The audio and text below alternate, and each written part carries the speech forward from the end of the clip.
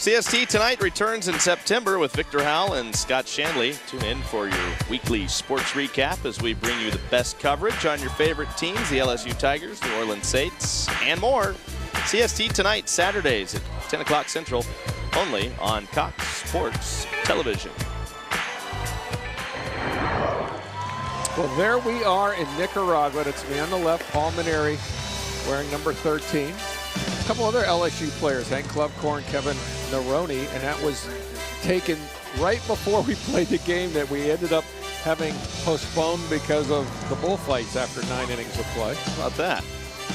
Is that taken on an iPhone? I have no idea. It might have been, I think that's an artist rendering, actually, is what I think that is. There were 20,000 people there that day, and it was an amazing thing. And to watch 20,000 people leave in the middle of a tie game was another amazing thing until we found out the reason why. And I told that story to Les Miles. That's what started this whole thing, and he loved it. Did you ever have any desire to go back to another bullfight? I have not. Okay. New pitcher, Mitch Lamson, southpaw, takes over as he faces Brandon Dixon pinch hitting here in the 7th inning. Arizona State product. It's into one to center, but Taylor, with his good speed, runs it down with relative ease. One gone.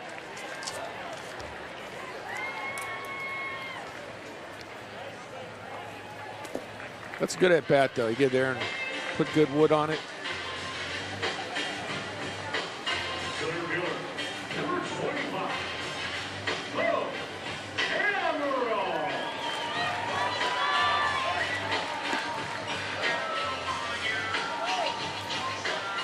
Lamson, another guy with some AAA time this year. Colorado Springs for 8 2/3 innings. Amaral takes a first pitch strike. With more on Bo, here's Carly.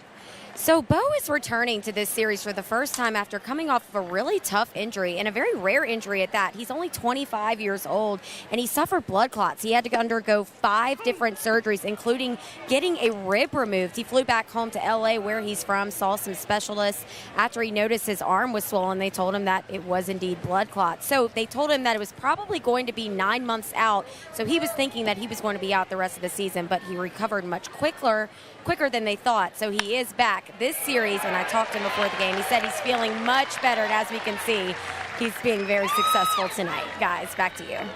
Thanks, Carly. That's his 4th hit of the series. He came back with 3 hits in his first game back, including a home run on the very first pitch that he saw. Well, he should have a new superstition. Every time Carly starts talking about him on air, he gets a base hit. So. Carly's going to have to follow him around everywhere he goes now.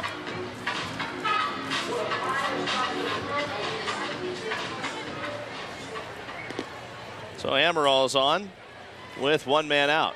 Alex Blandino has been on base all 3 times he's been up today. A couple of singles and a walk, and now he has his 3rd hit of the game.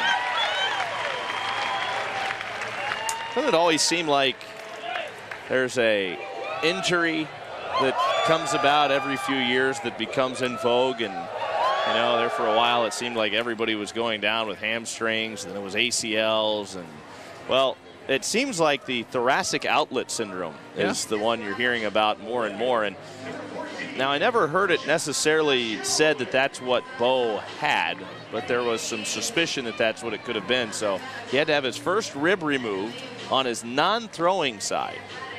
And they felt like that's what was causing the blood clots, which, with my non-medical expertise, from my understanding, that is basically what thoracic outlet syndrome is. Jeff Jelilich takes too high, 1-0. Well, But I'll tell you, an injury was in vogue and still is to some degree. It's the hamate bone. Yep. Players will have a hamate bone injury. It's a little bone by your wrist. They have it removed. Plantar fasciitis was big there for a while. A couple of years ago, it was huge, yeah. Everybody was going down with that. Of course, I think to some extent, sometimes you have to put a guy on a disabled list because they need a little time away to clear their head or whatnot.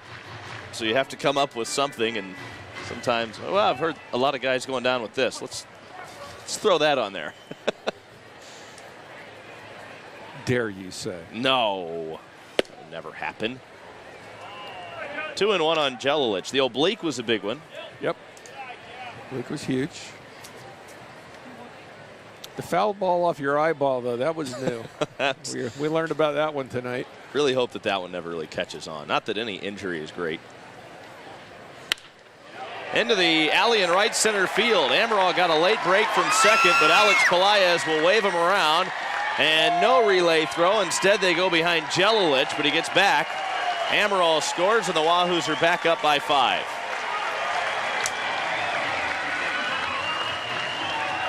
And these are good swings.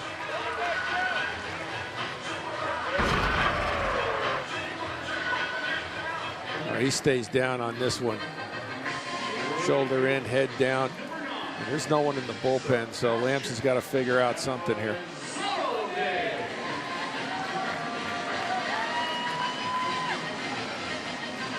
That's easy for Amaral at his speed. Elizalde's had a big night tonight, a home run and a double already with 3 RBIs. He was out on a fly to left his last time up. The Wahoos have not been fooled by the lefty Lamson.